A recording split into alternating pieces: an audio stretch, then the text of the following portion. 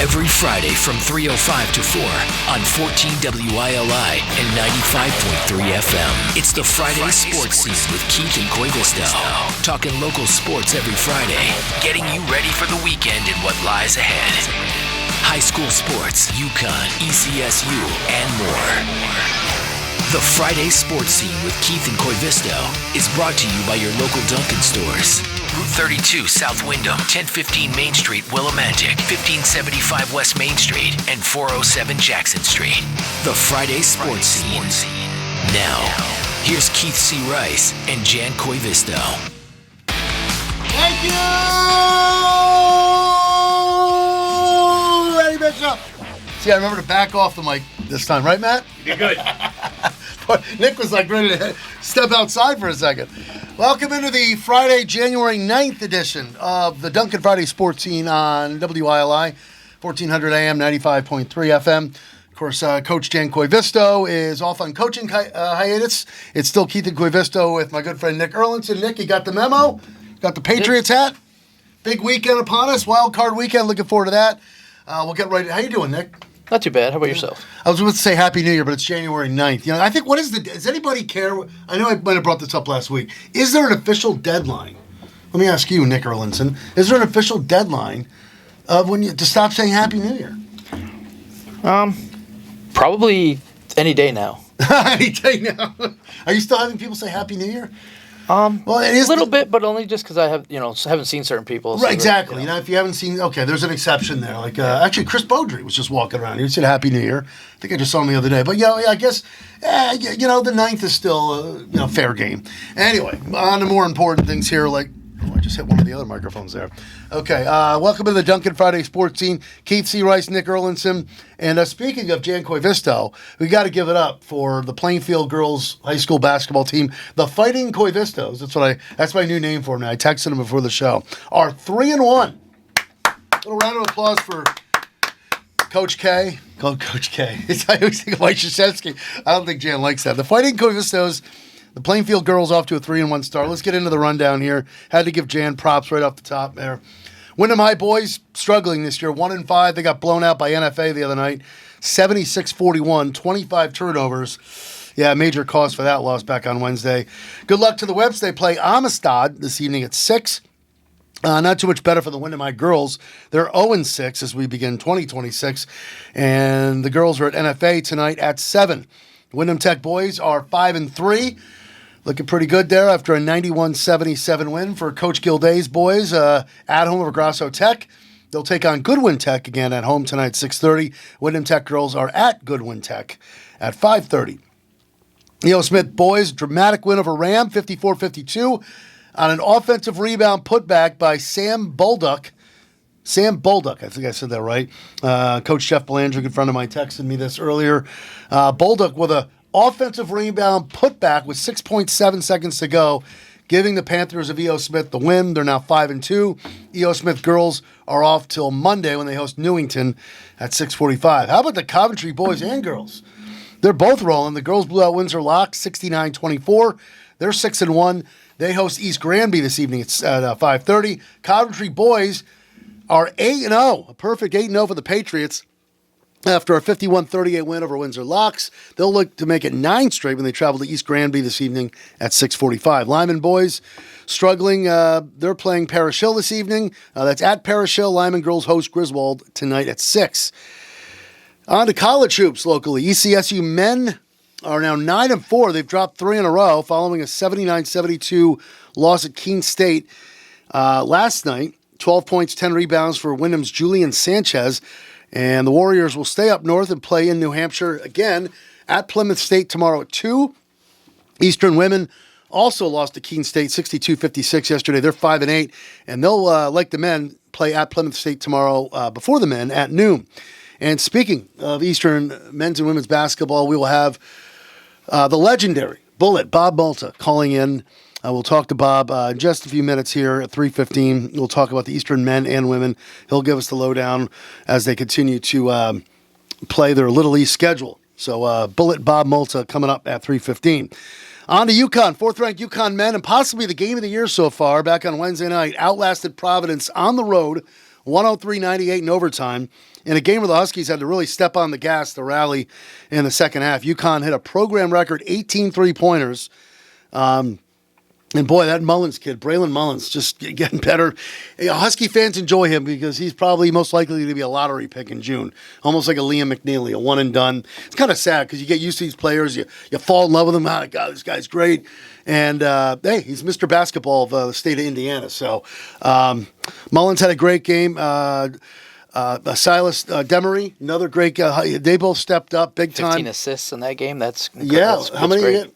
He had 15, 20, I think 25 points, something like that. Demery is kind of showing shades of what Tristan Newton did a few years ago, or was it a couple years ago? But so Mullins and Demery with big games for the Huskies in Providence. UConn, the men have now won 11 straight. They'll look to keep it going tomorrow against DePaul at People's Bank Arena in Hartford. That's a noon tip. We got it for you at 11:30 tomorrow on WILI. The top-ranked UConn women, I believe it's 32 in a row. I've lost track. Going back to next year. Who cares at this point? Shouldn't say who cares. Yeah, at the same time, I know what you mean, tongue in cheek, because as we always talk about, Gino and the women, they're incredible. They're like a machine. And look, the men and the women both played on Wednesday night. No disrespect to the women's team. I was only interested in the men because I knew that was going to be somewhat of a more. The women, I looked at the score once and it was the final, 88-43. UConn did not sweat St. John's the other night. So. Yep. Women will be out in Nebraska this weekend. They'll be playing in Creighton at 1:30 on Sunday. We'll have it for you at 1 o'clock Sunday, UConn and Creighton on WILI, the top-ranked UConn women. Excuse me. UConn men's ice hockey on WILI tonight. The 11-5-3 Huskies hosting UMass Lowell in Hartford. 6:45 airtime for that game on WILI. We are your home for UConn sports. College football playoff. I got home to catch the tail end of this after a trolley pub trivia last night in Miami. Back playing for a national title for the first time since 2003. They beat Ole Miss 31-27 in the Fiesta Bowl. As what's his name? Carson Beck. Carson Beck. Yeah. Carson Beck. He actually used to play for Georgia. Ran in the game-winning touchdown last night to help the Hurricanes advance to their, as I said, making their first appearance in the national championship game since 2003. And tonight, it's the other national semi, the Peach Bowl, Oregon and Indiana. It's a 7:30 kickoff. Winner gets Miami in Miami. How about that? Miami earns a home game now for the national championship on January 19th.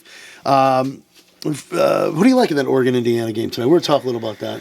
I would like to see Oregon, but I think Indiana's definitely. I think they're going to take it. I think it's Indiana's year. I love the Mendoza kid more and more. He's a little quirky with those post-game interviews, but it looks like he's going to end up with the Las Vegas Raiders unless the Raiders have a brain fart and decide to. The Raiders will be completely.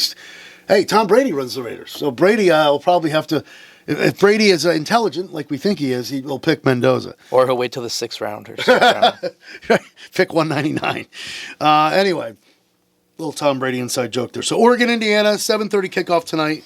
National championship a week from this Monday, the 19th. NBA Celtics host Toronto tonight. Celtics lost it was a good one against Denver the other night. It was close the whole way. I had UConn on my phone. I had Celtics Denver on TV. And Celtics Denver was nip and tuck the whole way. Denver pulled away. They won by 4 the other night. But there's no Jokic, no Tatum. Take it what it is. Jaylen Brown has been carrying that team. He came up a little short at the end. I'm not worried about because the Celtics lost to Denver. They're a half game behind the Knicks for second in the East. A lot of people thought that they were tanking or they're throwing away. No. Celtics are going to be there at the end. And we were talking about this earlier too. I think the Celtics will be one of the top 3 seeds in the East. The East stinks this year. Tatum will come back late March. They'll ease him back into it after the Achilles. And the Celtics are going for another title this year. Yeah, you heard it here first. Yeah, this was a reassessment year to reassess their talent, whatever. Good way to put it. I think Keita's stepped up at center, and I think he's proven that getting rid of the big men they had wasn't a bad move. I'd like to see him go get another big if they have to trade like a Sam Hauser or something. Don't get rid of Pritchard unless it's... Go get Zubats. There you go. That'd be a great pickup. Go get another excellent job, yeah. Bruins beat Calgary last night 4-1. They've been struggling. We'll see what happens with the Bruins. Big thanks to our local Dunkin' stores. Couldn't do the Dunkin' Friday sports team without our local Dunkin' stores. Route 32 South Wyndham, 407 Jackson Street, Willimantic. The other stores in Willimantic, 1015 Main Street, 1575 West Main Street. New protein beverages. now at Dunkin' through March 3rd. Caramel chocolate protein latte with sugar-free vanilla, almond protein matcha latte, brown sugar almond protein macchiato. Oh, my goodness. I got the caramel macchiato today. Here we go. Thank you to our Dunkin' stores, Jerry and the whole crew. Berry Moonlight Daydream Refresher. So big thanks to our local Dunkin' stores. And, of course, speaking of thank yous, the great J. Matt Rupar on the other side, who, of course, every Friday at 4:05 following the Dunkin' Friday Sports Scene, it's Homegrown. And what do we got coming up on the January 9th edition of Homegrown? J. Matt Rupar. I got some David Foster, some Patty Tewitt, and Kasha Dent. I'm actually going to play some Kasha Dent. Get out of here. Yeah. Kasha. Yep. All right. And, of course, you got to get some Lefty in there. The big show. That's right. Is this weekend at Jorgensen. I do believe so, yes. Jorgensen, right? Yep. Yeah, Saturday night, yep, for the Covenant Soup Kitchen. And looking forward to that. It's going to be a good show. You got Kasha, Lefty, and who's the other person? Patty Tewitt. Patty Tewitt, of course. And there's going to be a cover of Harvey Danger's Flagpole Sit-Up. Oh, my God. We used to play that on our sister station, I remember. 998. I remember. Really? Yeah. What time are you doing that one? It'll be around 4:25, I think. I got to hear that. So it's a heavy version of it, so it's not like... Wait a minute, that song already is heavy. I know, so it's a heavier? they made it heavier. It was weird, so I like it. Who's the artist that did it? A band called Intercourse. Yeah, no. Intercourse. I can't make this up, so... It's a town in Pennsylvania. I was about to tell you, Nick. I lived right near the Intercourse. Yeah, okay, it came out right. I lived in Lancaster, Pennsylvania for 7.5 years. And I have a picture, J. Matt Rupar, it's on Facebook somewhere, of my mom and dad standing under the sign, I love Intercourse, PA, with the PA in parentheses. I'm going to get your caller on the phone now. I'm going to get that going. Yeah, time to get the guest on the line here.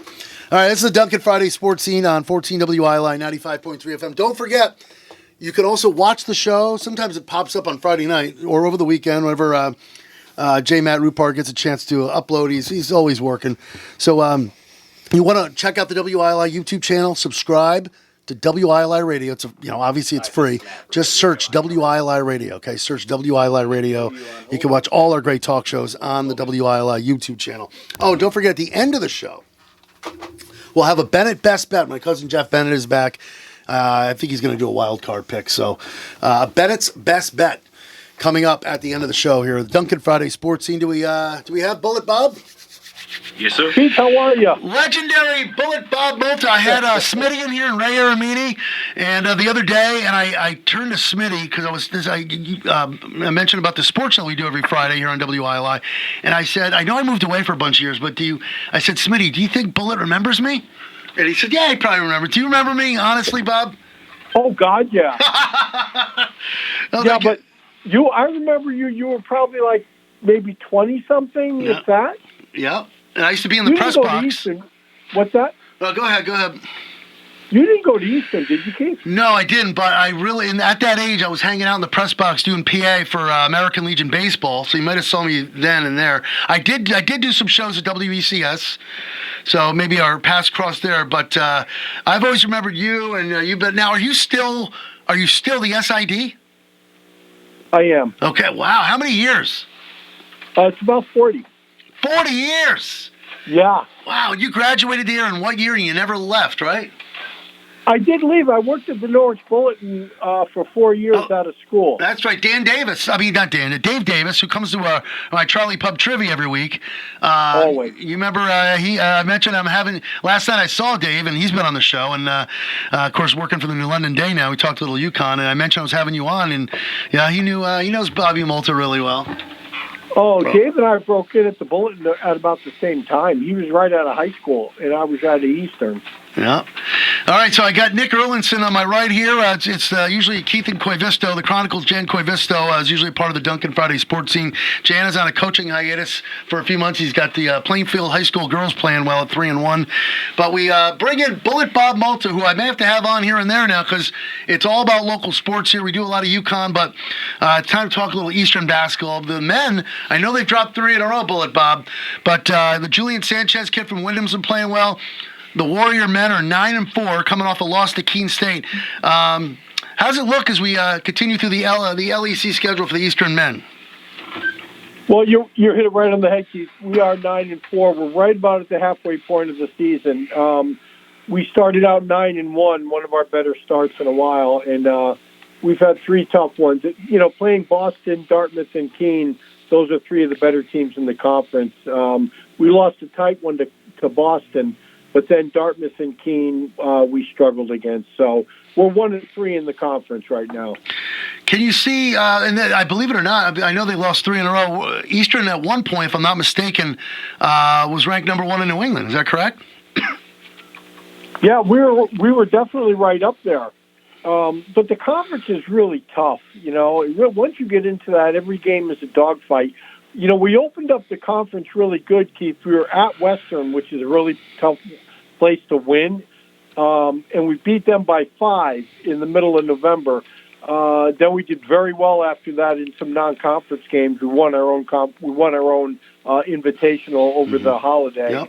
But then, you know, we've lost 3 in a row. But you know what? With the conference, the team that wins the conference is probably going to end up with 3 or 4 losses. So it's not as good of a start as the men got off to 9-1. As you said, they dropped 3 in a row.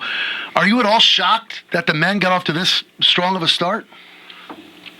I'd say very happy that they did it. They had a couple of new players this year, Keith, that have really helped them out. Drew Soltis, who played sparingly last year, has had a really good year so far. Ray Carter is a transfer, and he's helped out a lot. And as you mentioned before, Julian Sanchez is one of the best 6 men in the conference, or in the New England, really. He's averaging 17 points and almost 10 rebounds. So, yeah, we were a little bit surprised. They finished about 3 games over 500 last year. We were a little bit surprised, but we're very happy that they're doing what they're doing.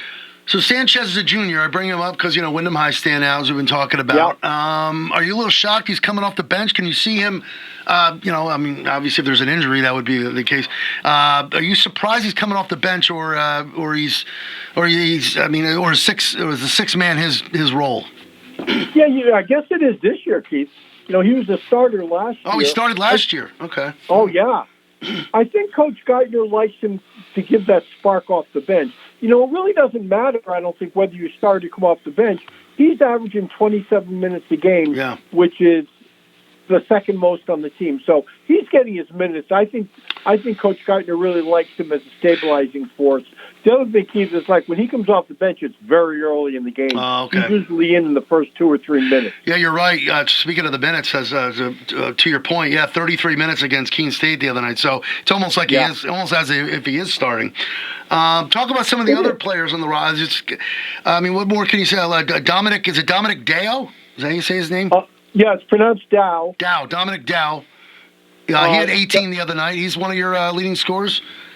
Oh yeah, he's a 4-year starter. He has about 1,200 career points. He does everything though, Keith. He can score. Great defensive player, steals the ball. Great passer, has great vision. So Dom has probably been overall our best player the last 4 years. The other guy who's having a really good year, Keith, is Jalen Hamblin. Mm-hmm. He's a 6'7" kid. He's a senior. He's really had without a doubt, his best year so far. He's averaging 16 points and 7 rebounds.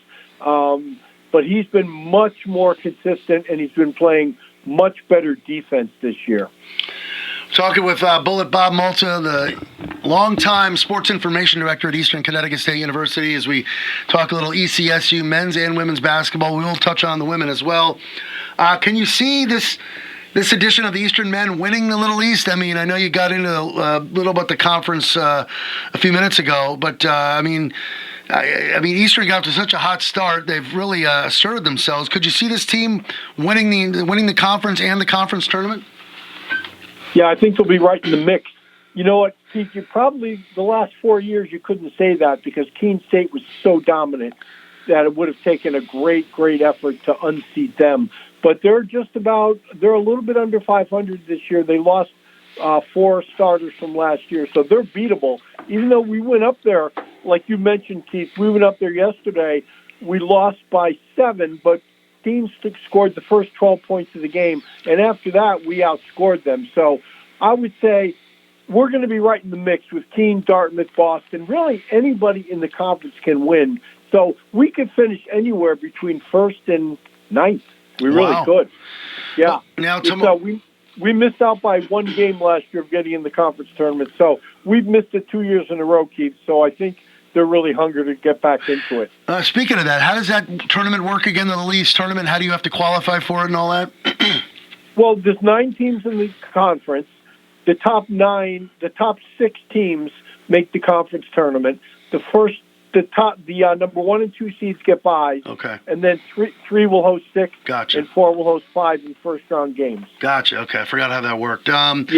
They keep changing it. So tomorrow it's another men's and women's doubleheader at Plymouth State. So they'll be staying up in New Hampshire. What do we know about Plymouth State? Plymouth State, they play so hard all the time. They're tough to beat up there. I mean, we're 16-3 against them in the last 19 games, but every game with them is a dogfight. Us and them are very similar teams, really blue collar, work really hard. It's going to be a physical game. They're a tough team to beat on their court, though. All right, let's shift gears and talk a little ECSU women.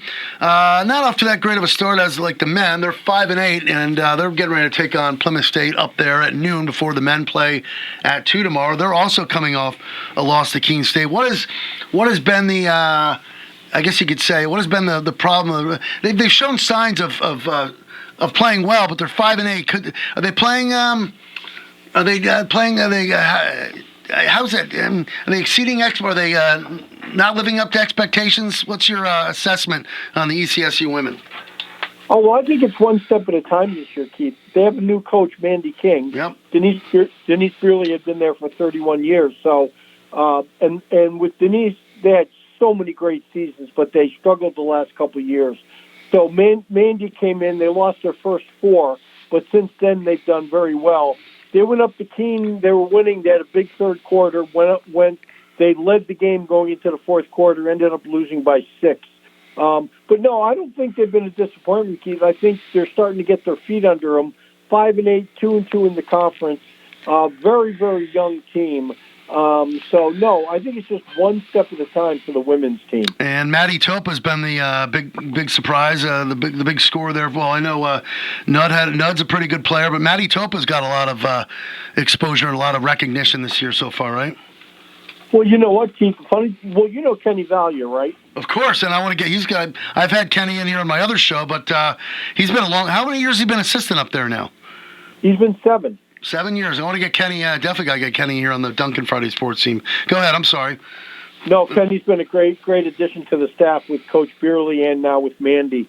But with Maddie Topa, he went to see her play over at Northwest Regional, and then he came back and he told our coach, "Hey, we've got to recruit this kid." And our coach said, "Well, you know, we're sort of done with our recruiting for the year." But he goes, "No, you've got to see this kid." And that's Kenny. Thank God. She scored. She's like 7th all time in the Connecticut State history in scoring. She has over 2,000 points. Wow. 3-time All-Stater. She started a little bit slow, but she's really come on. She's been New England Rookie of the Year a couple times this year, and the Conference Rookie of the Year. Not Rookie of the Year, Rookie of the Week. And she's been the Conference Rookie of the Week a couple times. So you could just tell, Keith, when you saw her play, that she just has a great feel for the game. She has just a great understanding, even though she's only a freshman. So, yeah, her and Marissa Nutt have been 2 of the key players for this team. So now is Topa's a freshman, and is Nutt a freshman too? No. Marissa Nutt's a junior. She started her career at Southern Connecticut, transferred here last year, was second-team all-conference. Okay. But so Maddie Topa's been in the starting lineup most of the year, but there's another freshman, another girl from Colchester, Caitlin Novak. She's a freshman, and she is also starting. So we basically have 2 starting players that are freshmen. Wow, so the future is definitely bright for the Eastern women. Keep an eye on Topa, no doubt. And then great call there by Kenny Valier, bringing her in. Quick Mandy King story. I happen to, every Tuesday night, my wife and I host Blackout Music Bingo at Fen River Grill. And it was about, I'd say we're a month, we've done it for almost a year now. It was about a month into it. I'd say it was like last, February or March. And we ran into Mandy King. We met her at the end of our bingo night. we just started making small talk, and she goes, "Well, today I just got the job as the new ECSU women's coach." Oh. So I met Mandy King the day she was hired. You met her before any of us did. Oh, okay. Very nice, very nice. She was thrilled, and she had a big smile on her face that night, which she should, and it was just so. Yeah, I met Mandy King on the day she was hired as ECSU women's coach, and I'm just seeing here, January 6th, she got her 300th career win, huh? She just got it. This is her 23rd year as a head coach. She was at Washington and Lee and at Kane University in New Jersey. So she won 295 games in 22 years there. And yeah, her 5th win this year gave her 300 in her career. Wow. So now, correct me, where did you say she came from again? I forget. Where, Mandy King? Yeah. Where's she from? No, where did she come from before Eastern again?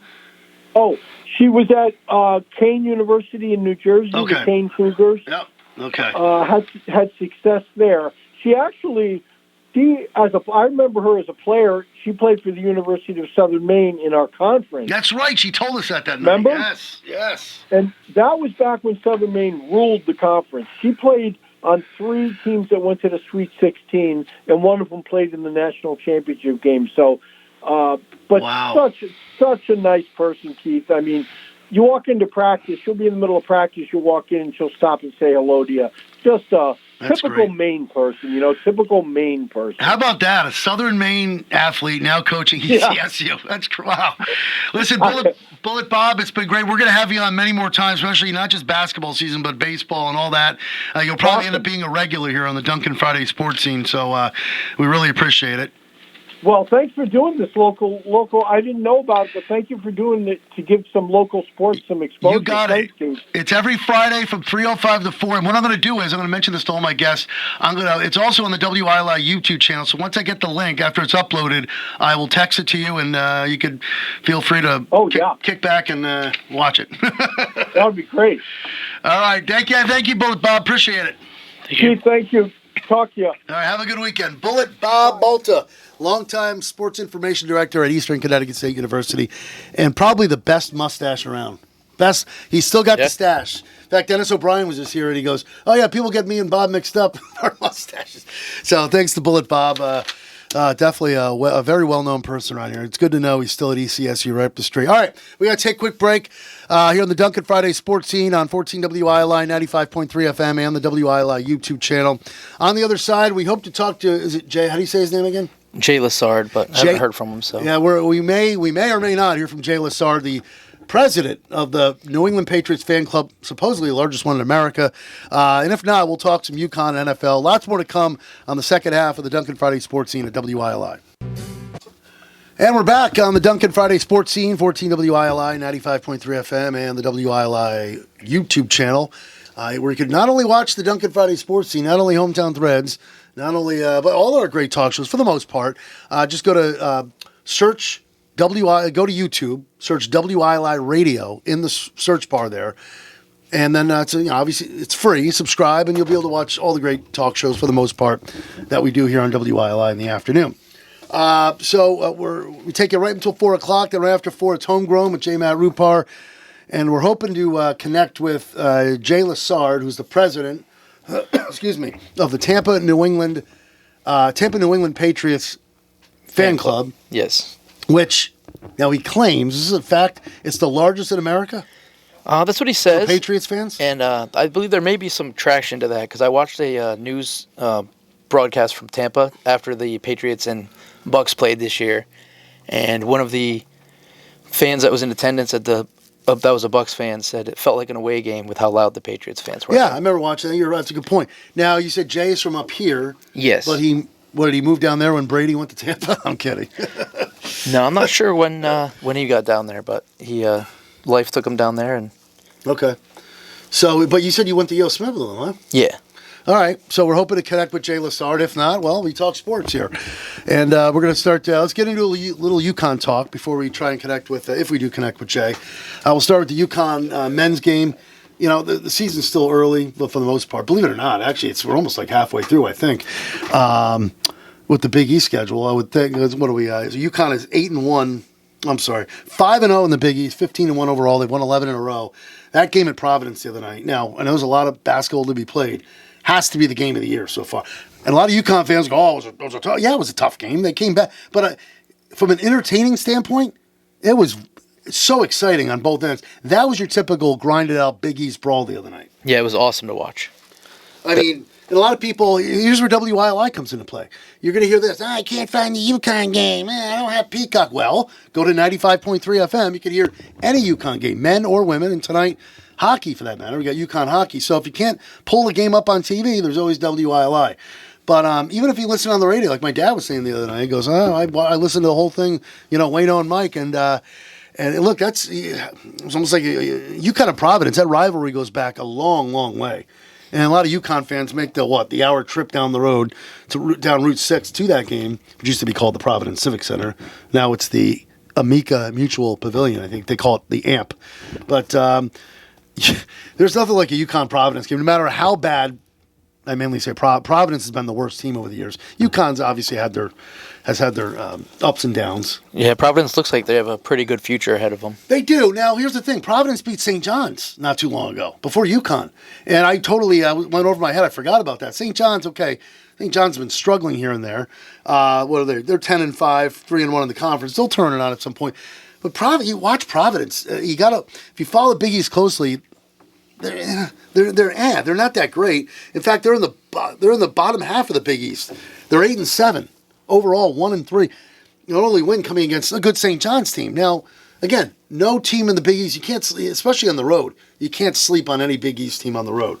And UConn was at one point down by like 10 or 11 in the second half, and had to turn on the Jets. I think they were down 13 with only a few minutes left in the game. That's right.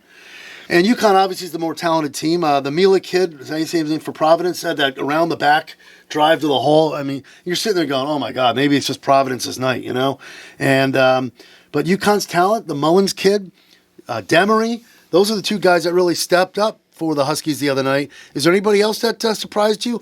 I mean, the Ryba kid still, Caravan. Reed had 20 and 20 and 8. Travis Reed, Terrace Reed Jr., great game, 20 points, 8 rebounds.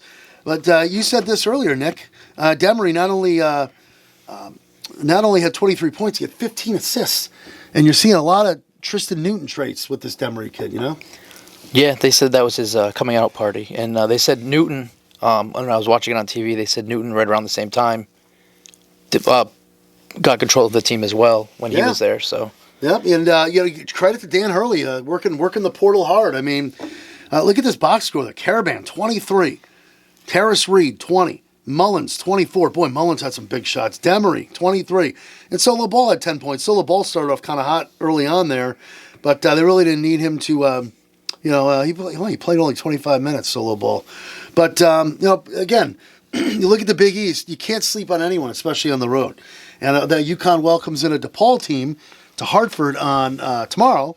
It's a 12 noon tap at People's Bank Arena. We'll have it for you at 11:30 on WILI. So if you can't find the UConn DePaul game, where do you go? WILI. Very good, Nick. Very good. So DePaul comes in 10-6 overall, 2-3. I really know nothing. I really don't know anything about DePaul.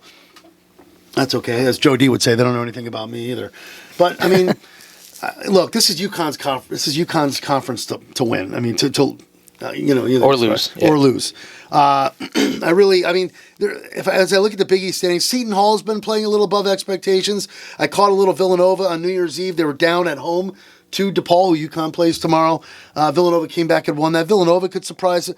I'd say. And Creighton's been a little surprised too. 4-1 in the conference, 10-6. Long way to go.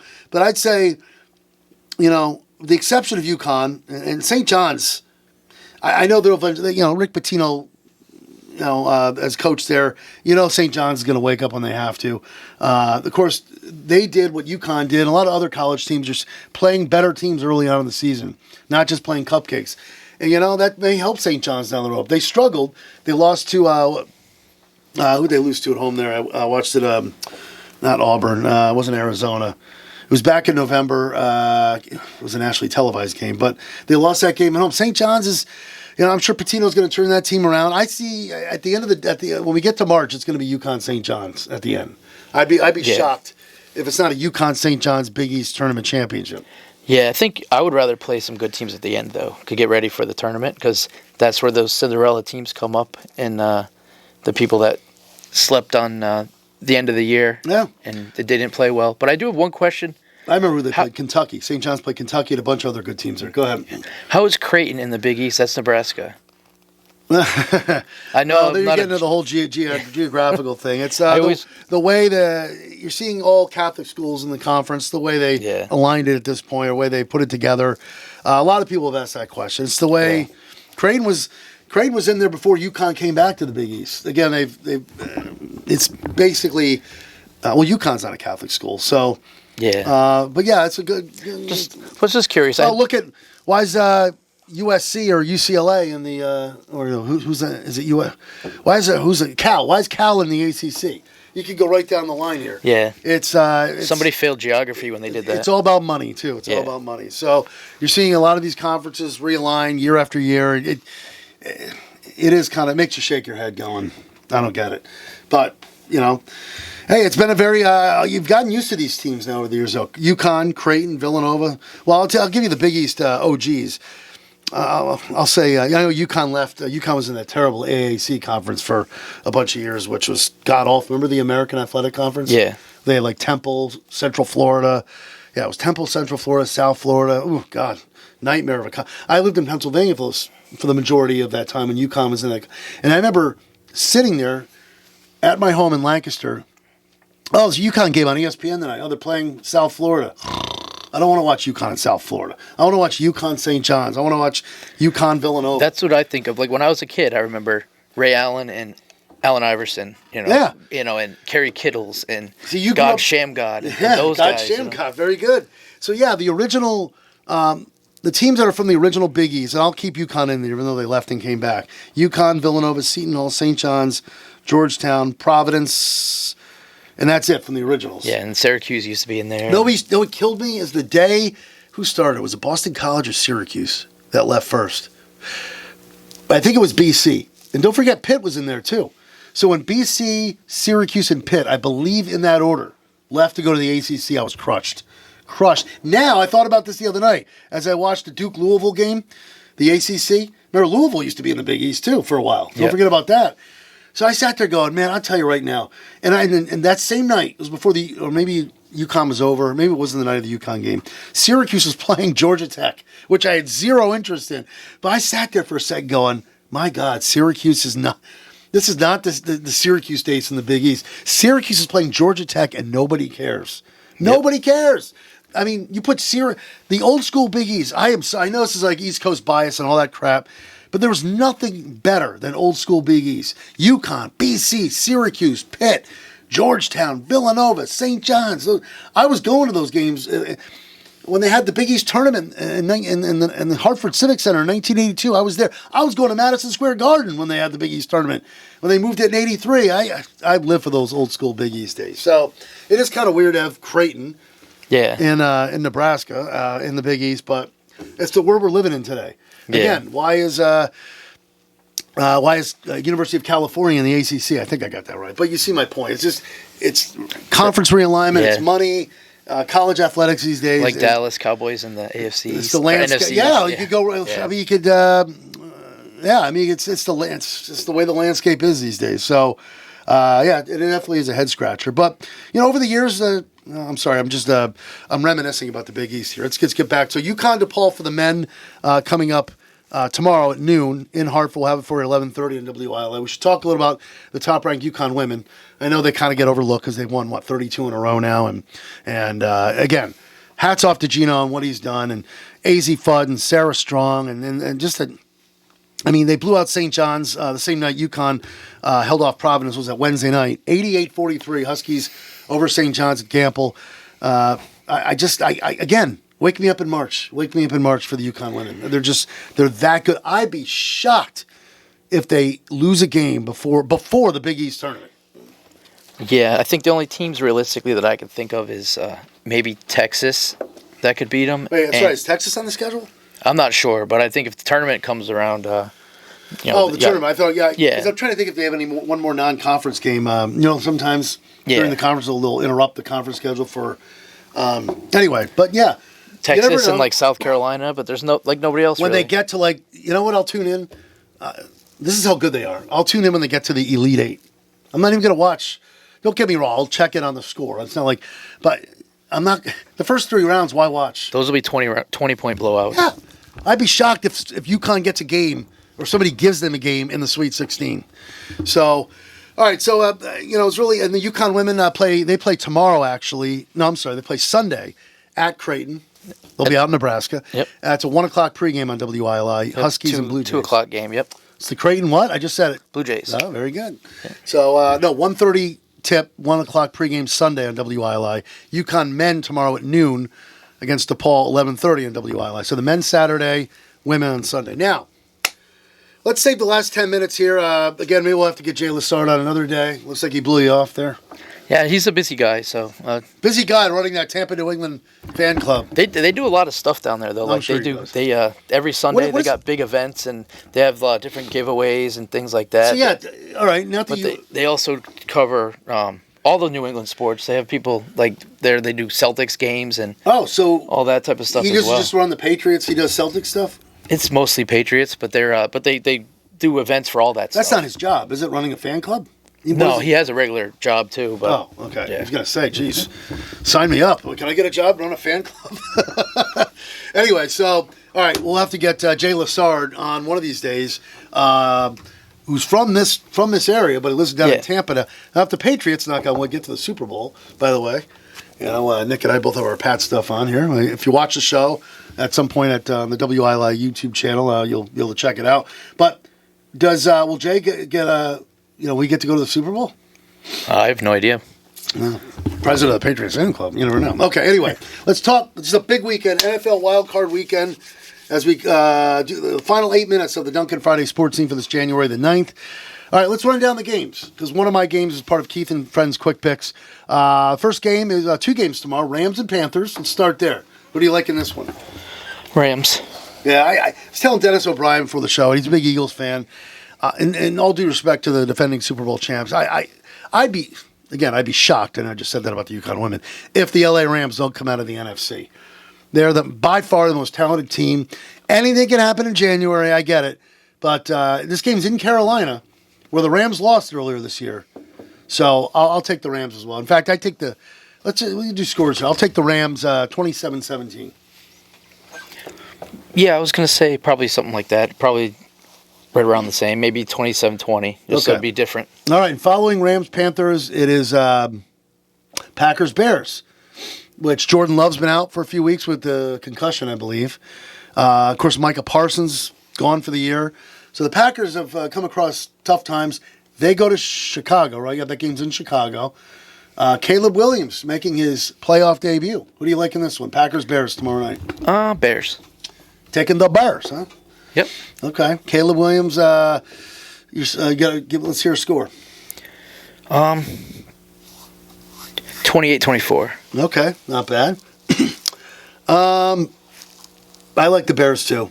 For a second, Jordan Love might be a little rusty. I was thinking, Green Bay. It's in Chicago. Boy, the Bear. Caleb Williams really impressed me. I really thought he was going to continue to regress. He's really proven himself. Now let's see what he does. Just like Drake May making his playoff debut. So I'll take the Bears, and I'll go, I'll say 23-16 Bears. I think the Packers kind of keep it close. All right, let's move on to Sunday at 1, Bills-Jags. I'm going to go with Jaguars. I think they've been pretty hot lately, and I like Liam Cohen as their coach. I think he's done good things there with Trevor Lawrence. He's got him to look like Trevor Lawrence from college at Clemson. So they've been the hottest team in football, I'd say, for the past month and a half. You know what? As much as I want to pick Jacksonville, I'm going to take Josh Allen on the road. I'm going to take. I'm sorry. Give me a score. Bills-Jags. I don't think it's going to be real high scoring, so I'm going to go 21-14. Little spoiler alert for Bennett's Best Bet, which is coming up in a few here before we say goodbye. So you're saying 21-14, Jags? Yes. I will go 27-14 27-23 Bills over the Jags. Niners, Eagles. In Philly. I'm going to go with the Eagles. I don't know. I just feel like they're going to win that. Give me a score. 30-24. Ooh, okay. That's offense has struggled at times this year. As I said before we went on the air, San Francisco traveling across the country, they've been solid. They haven't looked solid lately. Brock Purdy, especially in that Seattle game on, what was it, last weekend, where they just laid an egg. I mean, for a chance to win the NFC West, I believe. They did not look good in that game. I'm sorry, that was Seattle, San Francisco. Yes, we're talking San Francisco. Yeah. I got the NFC West teams mixed up. Yeah, I think I can't see San Francisco as up and down as Philly's been with that offense. San Francisco traveling to the East Coast and having to play against the defending Super Bowl champs. I think the Eagles rise to the occasion in this one. I'll go 20-13 Philly over San Francisco. Okay, Sunday night, Foxborough, Chargers, Pats. I'm going to go with the Chargers. You're going with the Chargers. Get out of here. How dare you say that with a Patriots hat and Ty Law jersey on? Oh, my goodness. You know, I should fake falling off my chair. All right, so why the Chargers? No, actually, I would just do that just to get a rise out of you. Oh, you should stick with it. What the heck? Yeah. No, I think it will be close, though, because the last time that they played was 2 years ago, the last time, but the Chargers won real big. I think it was like 40-7. And the Chargers... that was the Gerard Mayo. That was... End of the line for... Yeah. Boy, that was... But I think the Chargers defense is really good. They're like third, I think. That offensive line is awful, though. Awful. So, what's the score again? Patriots? Patriots will be... it's going to be close. I think it'll be like 28-27. Oh, wow. Drake May has been so good. So good, knock on wood. Hope he continues. All due respect to Justin Herbert, but he is a crap your pants playoff kind of guy. And again, another West Coast team traveling to the East Coast on a cold Sunday night in Foxborough, Mass. Sorry, Patriots, and I think the Patriots could win this easily. I'll say 31-17 Pats. All right, we got to make this quicker here. Monday night, Texans Steelers. Real quick. Texans. Score? 2017.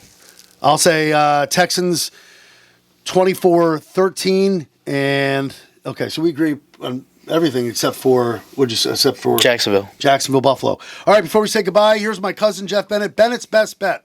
Greetings, Eastern Connecticut. Willimantic native Jeff Bennett here with Bennett's best bet of the week. We're breaking down the Bills-Jaguars wildcard matchup, and on the surface, it looks like it'll be a shootout with the over/under set at 51.5 points. Buffalo averaged 25 points per game on the road this season, and Jacksonville put up nearly 31 in its 8 true home games. Josh Allen and Trevor Lawrence are dual-threat quarterbacks who can light up a scoreboard. But here's the catch. The defenses are better than people think, and the totals tell the real story. In Buffalo's 8 road games, the combined scoring average was just 44 points in those games, and only once hit top 52. That was the Bills' comeback in Foxborough. In Jacksonville's 8 home games, the average total was just 46, and they hit at least 52 points only 3 times. Add it up. That's 4 out of 16 games involving these teams that would have gone over Sunday's number. That's why my best bet this week is under 51.5 in Sunday's afternoon showdown between the Bills and Jaguars. The under, Buffalo-Jacksonville. Very interesting. Okay, thank you, Jeff Bennett. Thank you, Nick Erlinson. You're welcome. Thank you to Bullet Bob Molta, J-Matt Rupar. And J-Matt Rupar, don't go anywhere. He's coming up next with Homegrown. That'll do it for the Dunkin' Friday Sports Team. Thank you to our local Dunkin' stores. Thank you for listening. And, of course, thank you for watching WILI Radio on YouTube. That's how you find us. Enjoy the football and enjoy the weekend, folks.